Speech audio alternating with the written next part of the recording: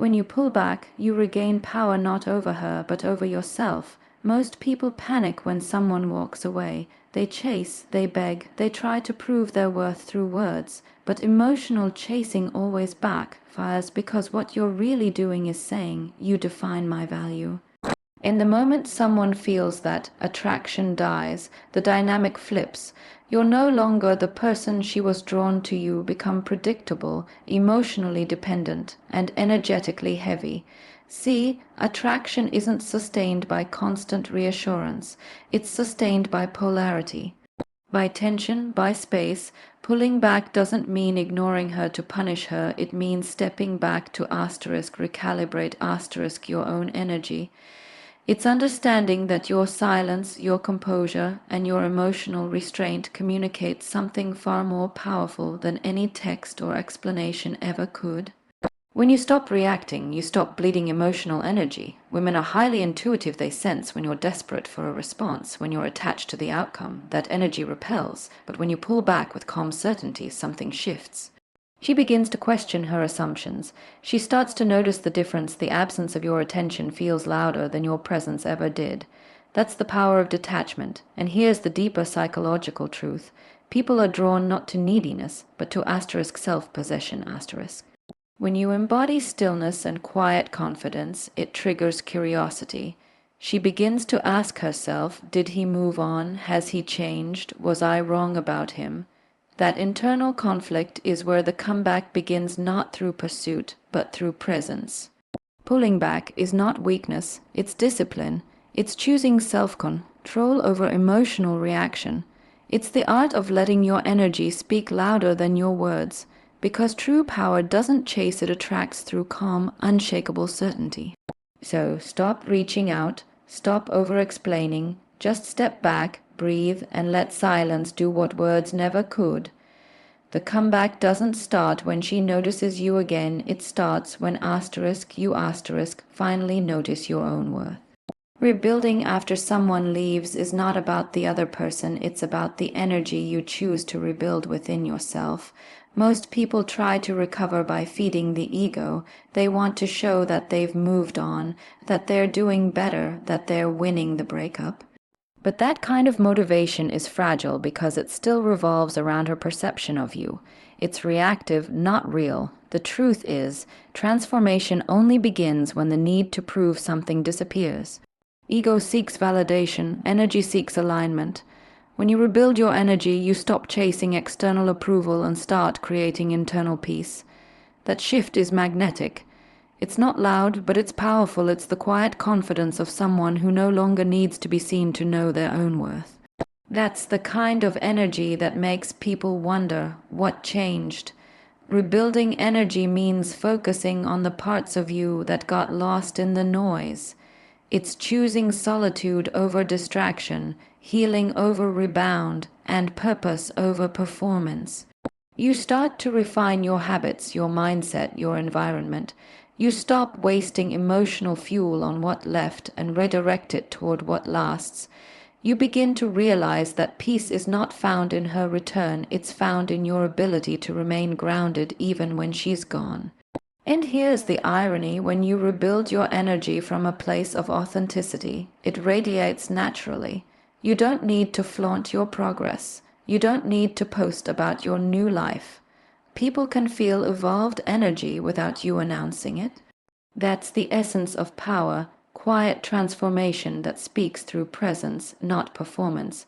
So don't rebuild your ego, rebuild your essence. Don't try to make her regret leaving. Make yourself proud of staying true. The real comeback doesn't happen when she returns. It happens when you no longer need her return to feel whole.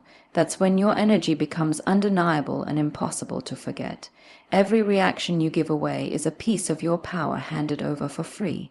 When you react emotionally to her silence, her indifference, her mixed signals, you're saying, "You still control my emotional world." That's the exact opposite of strength. The truth is, she doesn't respect your reactions, she observes them. She studies how you respond to discomfort, to distance, to rejection, because how a man handles loss tells her everything about who he truly is beneath the surface. When you react, You're letting this situation define you. But when you pause, reflect, and redefine yourself instead, you take back authorship of your identity. This is where emotional intelligence becomes your superpower. Instead of chasing closure from her, you create it within yourself. Instead of overanalyzing her behavior, you start analyzing your own patterns, the parts of you that tolerated inconsistency, ignored red flags, or confused attachment with love. That's growth. That's how you begin to redefine yourself. Redefinition isn't about becoming cold or detached. It's about becoming clear. Clear about your values, your boundaries, your emotional limits. It's about rewriting the story of who you are when no one is validating you. Because when you rebuild that foundation, her opinion or anyone's can no longer destabilize you. The beauty of not reacting is that it creates emotional contrast.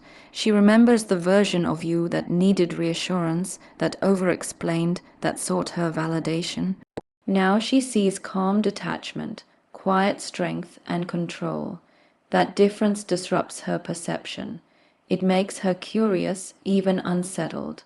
And curiosity is always the first step to reconnection. So when silence comes, don't fill it with words. Fill it with growth. When she withdraws, don't chase, evolve. Every time you choose peace over reaction, you're redefining your power. And eventually, she'll realize the man who no longer reacts is the man who finally became irreplaceable. Emotional control is not suppression, it's mastery. It's not about pretending you don't care or numbing your emotions. It's about channeling them with discipline. When you lose emotional control, you lose direction. You say things you don't mean, you make decisions you later regret, and you hand over your peace to someone else's behavior. But when you master your emotions, you stop being reactive and start being intentional, and that changes everything. Think about it. The most magnetic people aren't the loudest, they are the calmest. Their power comes from restraint, from the ability to stay centered while everyone else is trying to pull them off balance.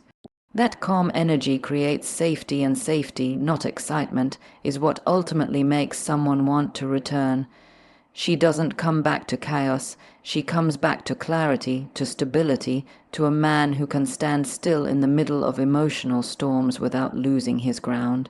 Most people confuse control with coldness, but true control is warm, it's confident, grounded, composed. It says, I can feel deeply, but I won't let those feelings destroy my direction.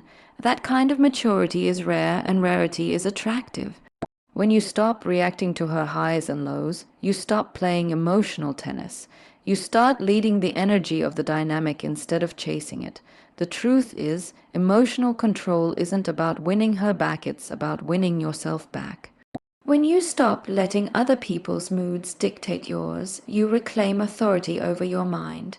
You start to radiate a quiet power that doesn't need validation or reaction. And that's exactly what shifts everything, because the person who can stay calm under emotional pressure becomes unforgettable.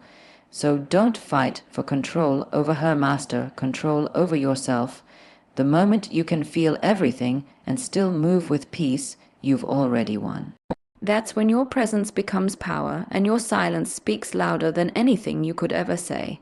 The quietest transformations are always the most powerful. You don't need to announce your evolution, you need to embody it. When you start elevating your life, do it silently. Don't broadcast your healing or your progress. Let your results speak for you, because real change doesn't seek attention, it commands it naturally. The world feels the shift long before you say a word. When you elevate your life quietly, something profound happens, your focus sharpens. You stop performing growth and start living it. You begin waking up with purpose, not with pressure. You train your body not for validation, but for discipline. You upgrade your mindset not to impress anyone, but because you're tired of living on repeat. You declutter your environment, refine your circle, and choose peace over chaos. Every subtle improvement compounds into a new energy, one that people can sense, even from a distance. And when she notices, because she will, she won't just see change, she'll feel it. She'll sense that you no longer move for attention, that you're no longer emotionally available at her convenience. That calm detachment, that silent confidence, forces her to reevaluate everything. Curiosity replaces comfort. The mind that once felt secure in leaving begins to question whether it was ever truly ready to lose you. See, when you elevate quietly, you shift from being predictable to being powerful. Predictable people talk about what they're going to do. Powerful people just become asterisk it. You stop chasing her awareness and start attracting her reflection, because she now has to measure herself against the person you've become. So, move in silence, build in private, evolve without the applause.